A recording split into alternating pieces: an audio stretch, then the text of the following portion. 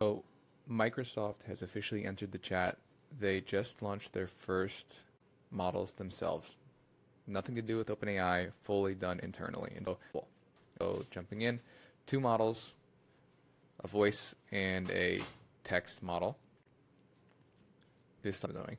But let's see. So voice model, highly expressive, natural speech generation, available in Copilot. You can try it out here, which we will check out in a second. And then, yeah, I generally like a text model. So it's available on LM Arena, which we'll also look at. First foundation model trained end-to-end. Ambitious for where we're going to go. We'll try it out in a second.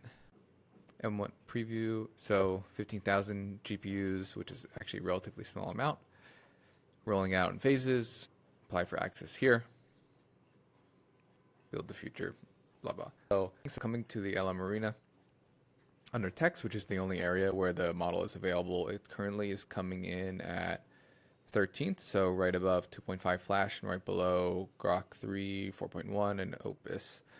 So pretty good for a first model launch.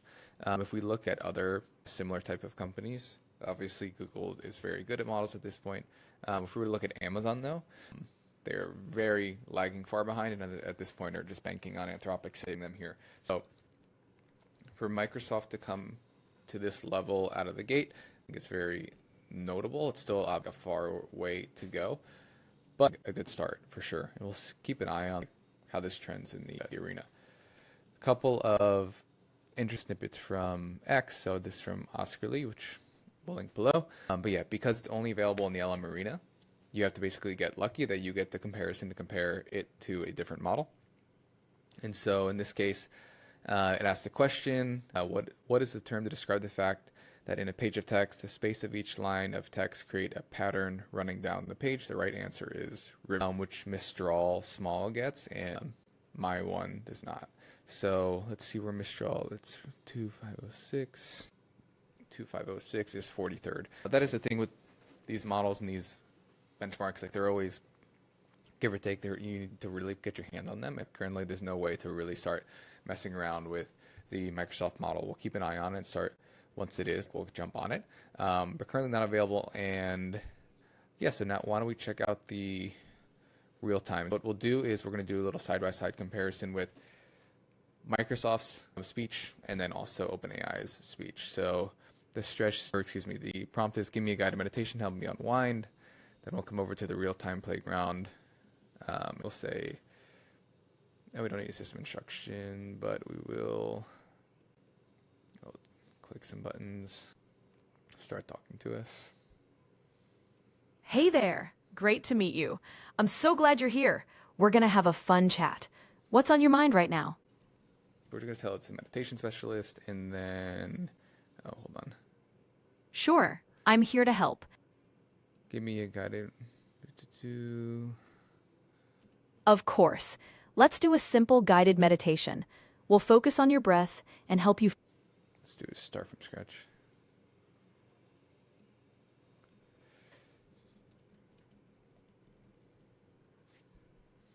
Cool. We'll come back to this and we'll try the Microsoft one first. Position, dear one. Whether you're seated, find a comfortable position, dear one.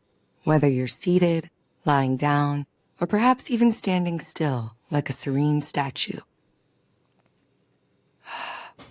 Gently close your eyes if you wish, inviting tranquility.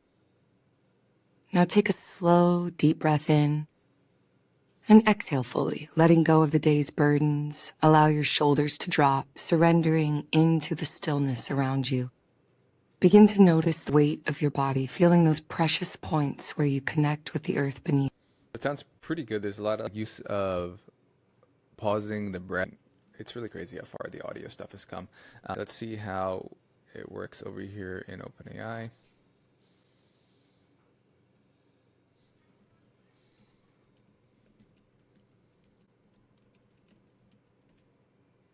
Right. Let's begin. Find a comfortable position, lying down if possible. Gently close your eyes. Take a slow, deep breath in through your nose, feeling your chest rise. Then exhale slowly. With you. Let your awareness gently scan from the crown of your head down. That's really funny. It definitely sounds a lot more human, like, even just from the cadence. The softness in the voice makes it feel less robotic. So this might be really the best part here. So what does this all mean if we take a step back a little bit? And two models, voice and preview, neither of them are really available, especially in the API. The preview is available in Copilot, and the LM Arena voice is available through Copilot. Also, did they really have to name it Copilot? Like if their first and most popular model, or excuse me, use case was GitHub Copilot, but whatever. So something to note, this isn't their first stab at models. They have some open source models called Phi that are small, very fast, and they've been out for a while. But the most important thing is that these were done totally without OpenAI versus when they were working on the Phi model that was with OpenAI still helping them do things. So this is all done through the Microsoft AI team, which is what MAI stands for, run by Mustafa Saliman, who used to work at Inflection, which was an OpenAI competitor, and a lot of the talent at MAI is from there. So 15,000 H1 GPUs, which is like a relatively small amount. When we look at, if you look at the other ones that are around it, so Grok, let's see, Grok is trained on Colossus, which has 100,000 as of last year, 200,000 H100 GPUs now. And then for GPT-5, it's been rumored that the compute cluster from OpenAI is 200,000 H1 GPU. So for a relatively small amount, it's at a pretty good point. That being said, climbing these charts is pretty much logarithmic in that the higher you get up, the harder it is to incrementally make steps. So it's very easy to go from 100 to 90, but very difficult to go from 20 to 10. They have a lot of scaling up they can do to hopefully just boost those numbers and ride the scaling laws. Other interesting things, no benchmarks, zero, which is the first closed source model that we're seeing something along those lines. I know Llama was launched. They didn't really have benchmarks in some way or another, but still had some. But yeah, no benchmarks, not widely available at all. Usually you'll see these models launch in some other way to access them other than the LM Arena and their internal products. We'll see. But yeah, most important to note is that it's start to finish all Microsoft, all the MAI team. And this, what allows them to do is use their own models to power their own product, become more vertically integrated, everything along those lines. So a big question is, like, okay, what does this mean for everyone's favorite tech bromance between Microsoft and OpenAI? And going back to where it started, Microsoft holds a profit-sharing interest in the global LLC because OpenAI is a nonprofit, even though they're trying to transition to it. There's no actual equity being held, so they get access to a certain amount of the profits. There is OpenAI uses them for their cloud, so there's all these ways that they've worked together. Like increasingly so, you're seeing a distancing of the two parties. Microsoft invested about $13 billion.